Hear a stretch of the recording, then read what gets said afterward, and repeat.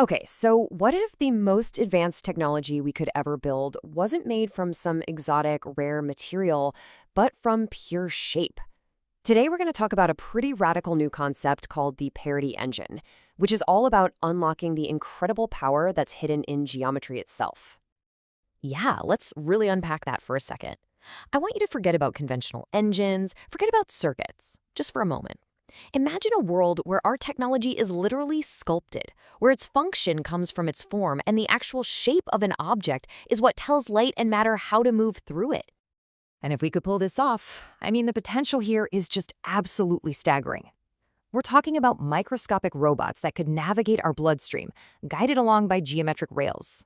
Or think bigger, levitating transport systems in our cities that have almost zero friction. We could be building information networks that actually compute with light, or even putting together massive orbital platforms for space exploration, all based on these same principles. Okay, I know what you're thinking. This sounds like something straight out of science fiction, right? How can pure geometry, just the shape of something, give us that kind of precise control over the physical world? Well, the answer is hiding in a really fundamental property of the universe, one that you're actually already familiar with, even if you don't realize it. The secret, the absolute key to all of this, is a concept called parity. This is the idea that makes the whole parity engine even possible. It's all about using the handedness of things to basically create microscopic traffic cops for light and for matter. So, what even is parity? Well, it's really simple. It's just an object's handedness. Seriously, go ahead and look at your own two hands right now. They're perfect mirror images of each other, but you can't place one perfectly on top of the other to make them line up. That difference, that fundamental handedness, is exactly what this technology takes advantage of, creating these special paths that can tell the difference between left-handed and right-handed particles. It's wild. So, how does this actually work in practice? Okay, so on a normal path, a particle or light just goes straight from A to B. Simple enough. But a parity-gated path has this special geometric piece built into it.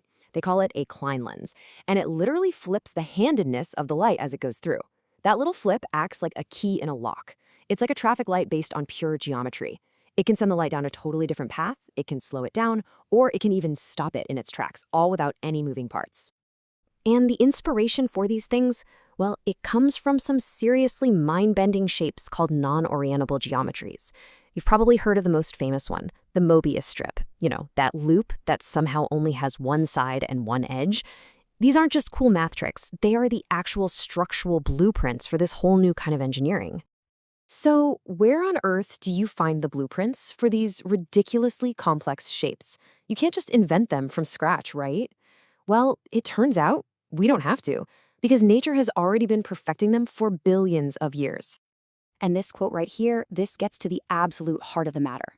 The success of this whole thing depends on our ability to go out there, find and understand the geometric patterns in the biological world, and then translate them into technology. We're not just getting inspired by nature anymore. We are literally harvesting its geometry. And check this out. This is what they call the topological biomimicry atlas. And it's just incredible. It draws a straight line from biology to engineering. You look at the elegant, self-assembling shells of viruses, and boom, you've got a blueprint for snap-together modules that you can repair in the field. You study the fractal-like folds in the human brain, and that inspires hyper-efficient routing for information. Even the tiny structures inside a butterfly's wing can be used to create inserts that just slash signal loss. It's amazing. And the inspiration gets even more clever. It goes right down to behavior. Scientists saw that some viruses will actually hitchhike on larger ones to get inside a host. And that observation led to this idea of a coupled carrier system. A tiny payload docks onto a bigger carrier, they travel together through the geometric gates, and then the little capsule just pops off to go do its own thing. All right, so I get it. This all sounds incredible, maybe a little too incredible. It feels very theoretical. So here's the crucial question. How do you take these huge visionary ideas and actually make them real? Well, you do it with an extremely rigorous, almost punishing scientific method. The entire project is guided by what's called a design to falsify approach. Now, what does that mean? It means instead of trying to prove that their theory is right, the goal of every single experiment is to actively try and prove that it's wrong. It's this intense, constant scrutiny that's designed to weed out any errors and make sure that every step forward is built on a foundation that's rock solid. And this number right here, this shows you just how seriously they take that. There's a mandatory causality gate that every single experiment has to pass with at least 99% certainty. This test just confirms a basic law of physics, that no information is ever seen traveling faster than the speed of light. It's basically the ultimate sanity check against bad data or wishful thinking. So, see, this isn't just some vague dream.